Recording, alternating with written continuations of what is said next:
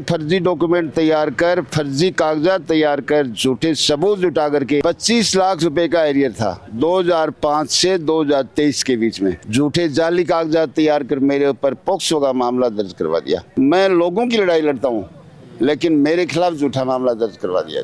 दोष मुक्त किया जाता है, यो जो लाइन है या जीवन की कतरी कुछ बदलाव की कहानी कह रही है। मेरे जीवन को उन्होंने संकट में डाला, झूठा आरोप लगा करके मेरी जेल करवाना चाहते थे। वो पढ़ाते समय किसी बच्ची को गोद में बैठाया। 12वीं के बाद सरकारी नौकरी की तैयारी करें। झुंझुनू की आधार क्लासेस में राज्य स्तर की नौकरियों के साथ बैंक, SSSC, दिल्ली पुलिस और रेलवे की खास तैयारी। 600 से अधिक सफल चयन। आधार क्लासेस, आपके सपनों की उड़ान का आधार।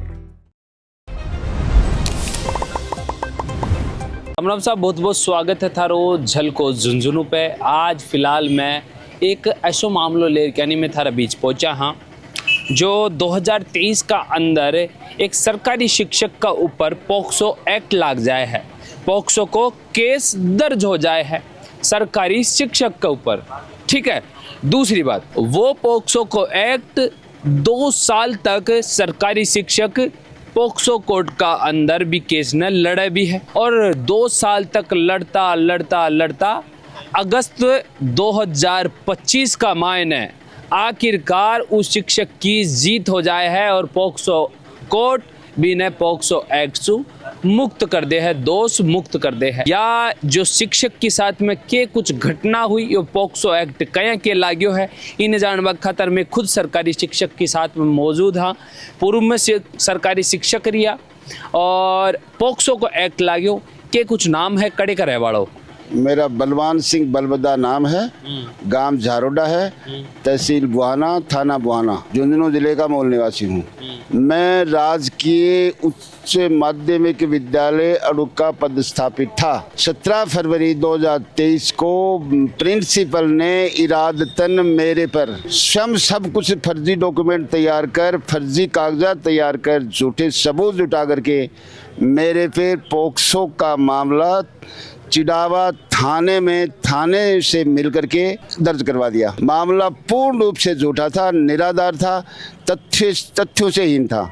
एक बात बताओ, ऐसो की बात हुई जी त्यार और प्रिंसिपल के बीच में कि प्रिंसिपल ने इतना गुस्सा आया कि वे पॉक्सो का एक्ट कर दिया? कुछ तो बात हुई होगी। मेरा विगत समय का लगभग 25 लाख रुपए का एरियर था 2005 से 2023 के बीच में। एक बार दर्शकों ने यह भी समझा दो एरियर हो क्या है।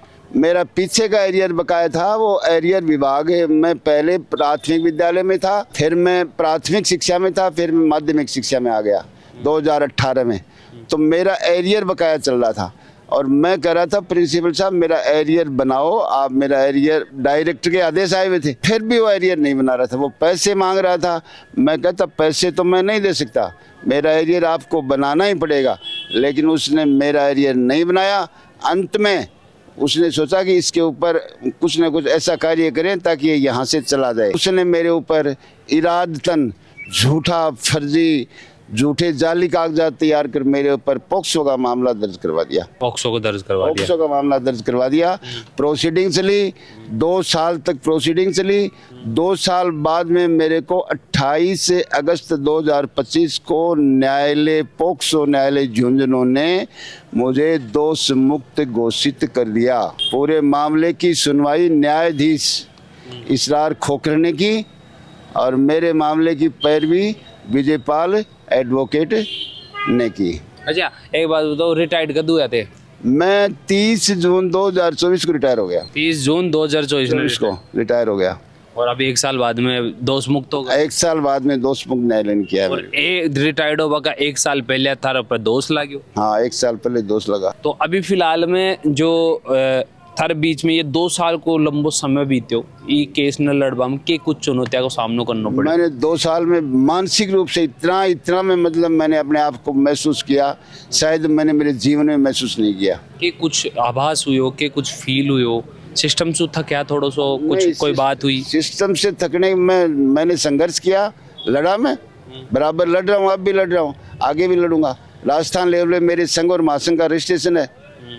राजस्थान लेवल पे कर्मचारियों मेरी यूनियन है। 2000 मेरे उसके मेरा रजिस्ट्रेशन 95/2009-10 का है, राजस्थान लेवल पे संघ और महासंघ का रजिस्ट्रेशन है। मैं लोगों की लड़ाई लड़ता हूँ, लेकिन मेरे खिलाफ झूठा मामला दर्ज करवा दिया गया। अन्याय के खिलाफ मैं सदा लड़ता हूँ, लड़ता रहूंगा। अच्छा, यो जो थी ले मिला हो यो पोक्सो कोर्ट को जो आदेश है वो है। हाँ, वो निर्णय है। अच्छा, एक मायने जो दोष मुक्त है वो कड़े है, मेंशन करे करेडो है। ये कर रखा, देखो आप, ये आदेश है। इस आदेश में लिख रखा है कि जो बकायदा देख सको हो, ये बाकायदा ये लिख रखा है, बलवान सिंह बलबदा को अभियुक्त बलवान सिंह बलबदा पुत्र श्री जीराम सिंह जाति जाट निवासी झारुडा तहसील पुलिस थाना बुआना जिला झुंझुनू राजस्थान को आरोपित अपराध अंतर्गत धारा 354 भारतीय दंड संहिता व धारा 9F/10 अधिनियम 2012 के तहत दंडनीय अपराधों के आरोपों से संदेह का लाभ देकर दोष मुक्त घोषित किया जाता है। दोष मुक्त किया जाता है, यो जो लाइन है या जीवन की कतरी कुछ बदलाव की कहानी कह रही है। अब मैं बड़ा राहत महसूस कर रहा हूँ कि न्यायालय ऊपर मेरा पूरा विश्वास था। अगर न्यायालय न्याय करेगा, न्यायालय ने न्याय कर दिया। 2 साल तक जनी लड़ता रही है। 2 साल तक लड़ा हूँ मैं।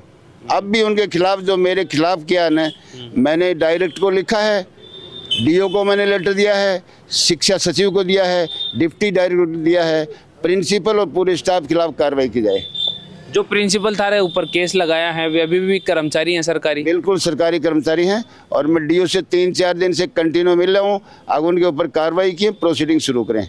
के कुछ कार्रवाई करवा बुझाओ। मैं चाहता हूँ वो बर्खास्त हो, मेरे को पूरा स्टाफ और प्रिंसिपल बर्खास्त हो। मेरे जीवन को उन्होंने संकट में डाला, झूठा आरोप लगा करके मेरी जेल करवाना चाहते थे वो, लेकिन मैं चाहता हूँ वो बर्खास्त हो, उनकी जेल हो।